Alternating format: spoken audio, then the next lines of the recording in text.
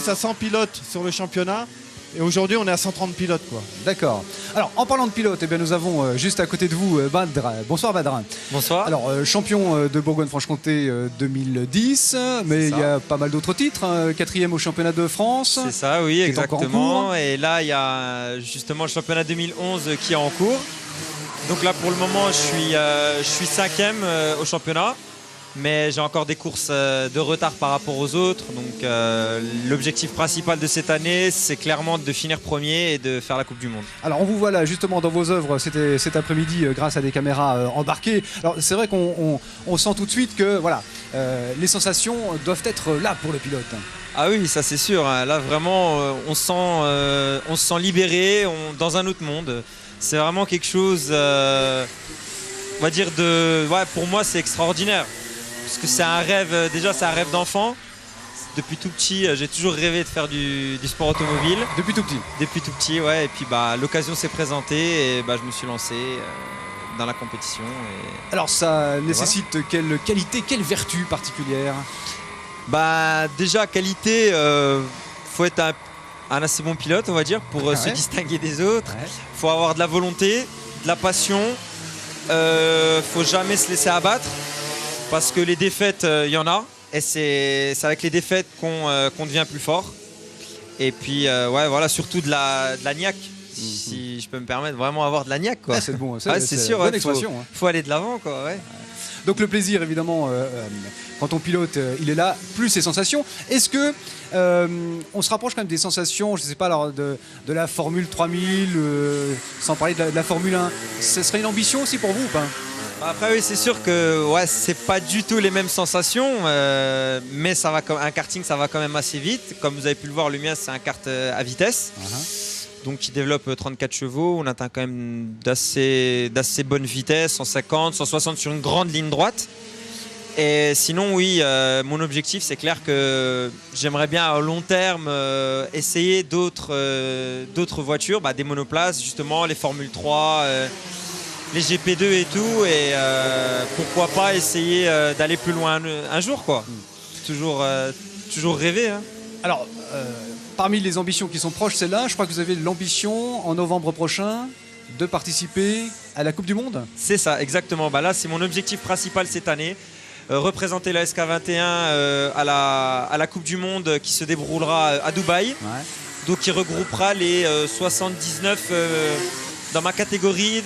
Les 79 meilleurs pilotes au monde. Monsieur le Président, il en a les capacités et les qualités, Badr. Ah oui, tout à fait. Ouais. Oui, on y croit. Ouais. Donc il faut être derrière lui. Ah on est derrière lui, on essaie de l'aider dans la mesure du possible. Hein.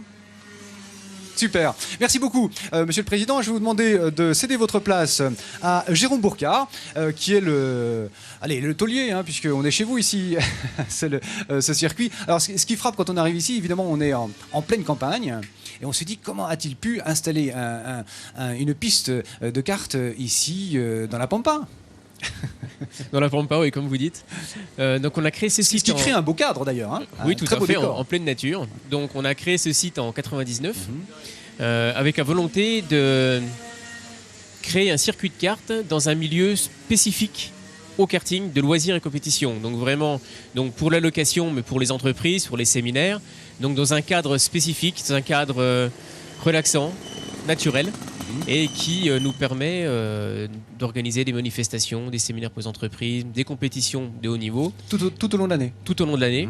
Et aussi donc, avec les cartes de loisirs. Donc les gens qui ont leur propre carte sans faire de compétition viennent rouler le week-end. Donc avec son propre carte ou en louant, ça c'est possible aussi sur place? Oui, tout à fait. Ouais. Donc il y a des cartes de location identiques au karting indoor en fait. Pour que ce soit en session individuelle, donc en 10 minutes, ou pour des séminaires en groupe d'amis, des entourants vie de garçons, des choses comme ça. Quelles sont les caractéristiques de cette piste-là? On est vraiment implanté au cœur de la piste. Oui, donc ce circuit en fait est un des circuits des plus vallonnés d'Europe, avec 17 virages qui en font un circuit très technique. D'ailleurs, on s'en sert pour faire des écoles de pilotage et une majeure partie des pilotes de la région se forment ici justement, puisque sont résumés sur ce site la majeure partie des difficultés qu'on peut trouver sur tous les circuits en France. D'accord. Donc de ce point de vue-là, il est assez exemplaire. C'est-à-dire c'est un bon cas d'école pour les pilotes. Exactement. La majeure partie des pilotes disent si on est rapide à haute oreille, on est rapide partout. D'accord. Et ce qui est vrai. Oui. Oui, parce que Badr, parlez-nous un peu de ce circuit-là, justement. Quelles sont ses caractéristiques là, c'est le pilote à qui je pose la question par rapport à d'autres circuits, puisque évidemment, vous évoluez sur bien d'autres circuits. Celui-là, Celui-là, c'est un circuit qui tient quand même particulièrement à cœur à certains pilotes, qui est très très très physique. Et comme a dit Jérôme tout à l'heure, c'est quand on arrive à rouler sur haute oreille, on arrive à rouler sur tous les autres circuits. Le physique tient partout, quoi. Donc quand on vous dit c'est physique, ça veut dire que ça fait appel à toutes les ressources du corps. C'est ça, oui. C'est ça, on ne se rend pas bien compte de ça. On s'en rend pas compte, oui, mais le karting c'est très très physique. Il faut avoir une très très bonne condition physique, faire beaucoup de sport. Ça tire énormément sur les bras, ça joue beaucoup aussi sur les côtes. Donc, et puis sur Autorail, c'est un circuit où on est, on va dire, très très vite lessivé, quoi. C'est très très technique, ouais. Confirmation. Je confirme. Parfait. Merci beaucoup. Ben voilà, on va découvrir aussi les pilotes que vous avez vus évoluer autour de nous, qui sont tous, je suppose, de la SK21. J'ai pas vérifié, mais c'est ça. Oui, voilà, et qui vient aussi beaucoup évoluer sur cette piste, donc exemplaire, comme on l'a dit tout à l'heure. Merci infiniment, les garçons. Vous avez été formidables.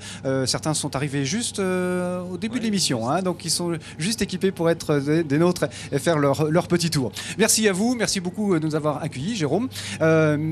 Bonne chance, Badr, pour la suite des événements, bien entendu. On pensera à vous notamment en novembre prochain. Merci. Voilà, nous étions à Haute-Oreille ce soir en direct. Demain, ambiance peut-être un petit peu plus calme. Nous serons en direct de Plainbois du Miroir, petit village du Doubs, et on va poursuivre notre exploration d'autres modes de locomotion.